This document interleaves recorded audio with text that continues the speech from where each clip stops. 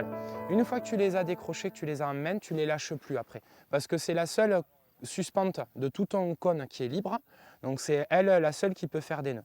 Ensuite, tu auras besoin des avants pour gonfler. Donc tu passes entre la cuisse et les élévateurs. Et tu viens chercher les avants qui sont ces suspentes rouges. Voilà. Et tu continues à remonter. Hop. Pareil de l'autre côté. Nous, notre état d'esprit déjà pédagogique à l'école, on est une petite structure. L'idée première, c'est d'être déjà sur des stages qui ne sont pas forcément sur un très gros volume d'élèves, dans l'idée de vraiment pouvoir faire passer la ligne pédagogique de la structure. Une des lignes principales, peut-être liée aussi à l'apprentissage qu'on nous a fait passer à nous, quand on a appris nous-mêmes à voler et dans notre apprentissage à nous. On a passé énormément de temps à jouer au sol avec les ailes et c'est ce qui nous a quand même permis de comprendre que c'était une des parties finalement où on pouvait assez facilement apprendre beaucoup de choses et jouer avec son aile plus que de subir certaines parties au sol que peuvent être le décollage et un petit peu la fuite en avant vers le vol. Donc là, au niveau de ma sécurité, j'aurai tous les éléments importants qui seront accrochés. Ensuite, on a ce qu'on appelle une petite accroche sternale, ça c'est plus pour le confort, qui va pouvoir venir se mettre ici. Voilà, c'est ça, parfait. Vas-y, continue. Je vais l'essayer de chaque côté et je vais pouvoir trouver. Voilà, on va tout étaler.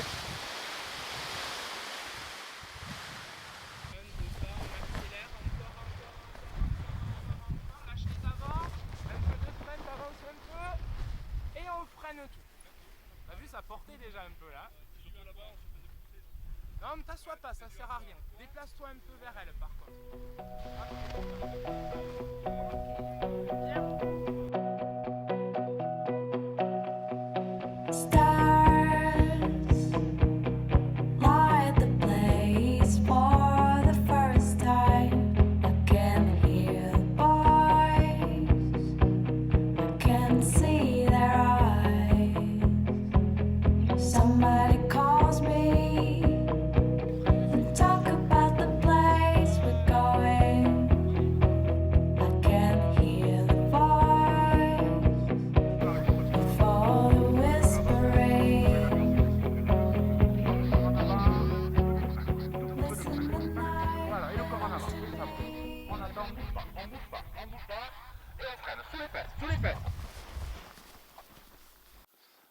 En effet, on peut utiliser presque ce mot de fantastique parce qu'on a vraiment tout un espace qui nous canalise les petites brises du matin sur les faces est, les petits vents météo, tout ce qui est secteur nord-est à est.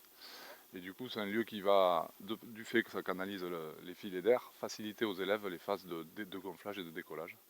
Où on va pouvoir découvrir quand même tout ce qui va apparaître lors des phases de vol sur les grands sites et arriver sur ces sites-là après une mise en confiance grâce à un outil comme ça qui est vraiment important, autant pour les élèves que pour nous. Il faut que le jeu de la confiance soit là.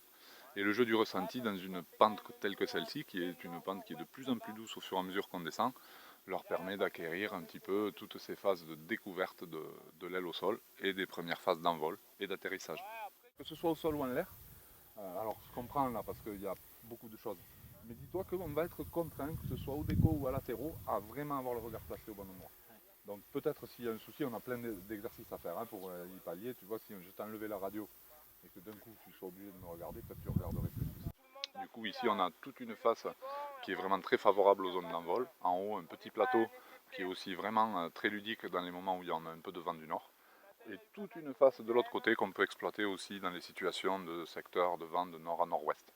Donc une pentécole qui nous offre quand même une situation géographique d'exposition au vent très favorable à ces petites séances de pentécole de tous les niveaux, puisqu'ici on peut travailler dans ces pentes jusqu'à un niveau vraiment de pilote confirmé, où on vient chercher d'autres conditions, mais où on peut vraiment venir travailler des phases importantes de notre vie de parapentiste, puisque c'est les phases de décollage et d'atterrissage qui sont les plus à travailler. On commence à apprendre quelques notions, à mesurer quelques sensations, et c'est vraiment très, très rassurant parce que les moniteurs sont très calmes, donc ils ne s'affolent jamais, donc nous non plus.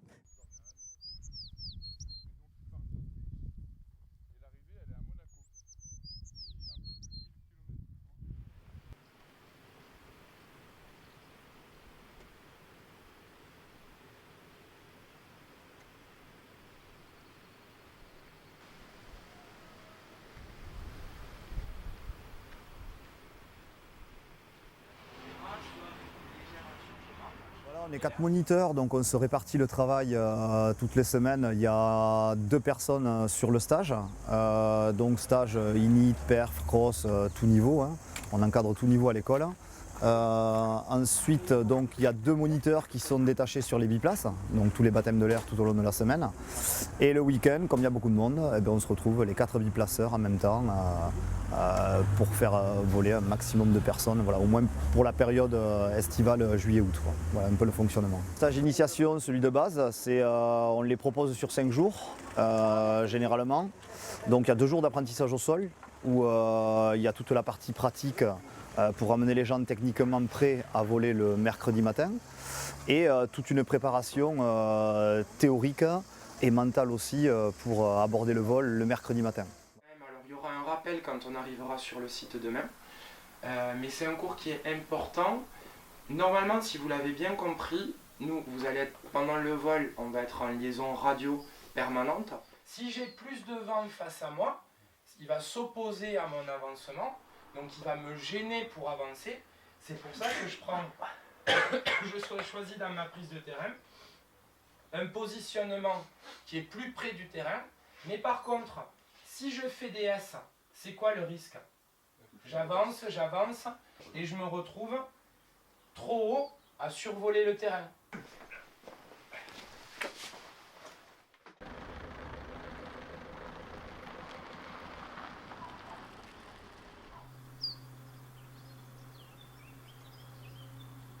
Aujourd'hui, on est sur donc, le troisième journée de stage.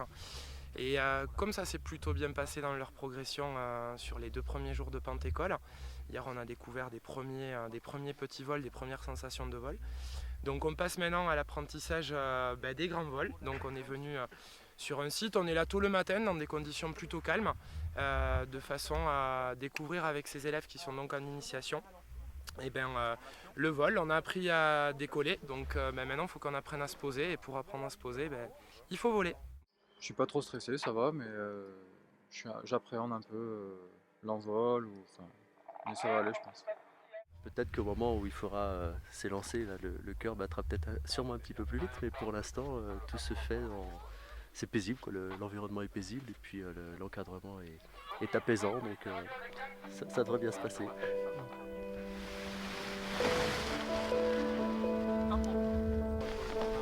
Tempo. On garde du contact aux commandes, on accélère là. On accélère. Encore.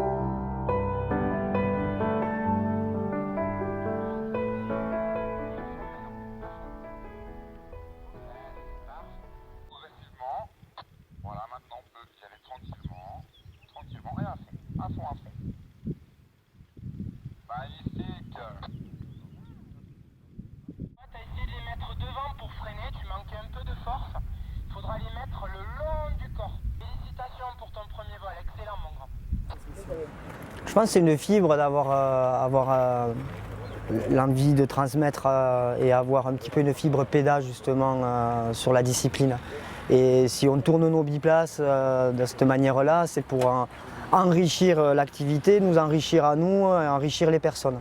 Donc amener des gens au vol, que ce soit en biplace ou en stage, c'est toujours des grands moments. Donc il faut que ça soit toujours à l'écoute de la personne.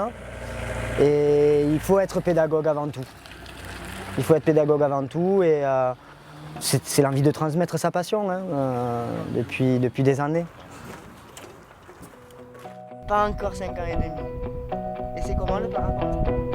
C'est bien? Ouais? Allez, Francky va t'aider à décoller. Stars light the place for the first time. I can hear the boys, I can see their eyes. Somebody calls me.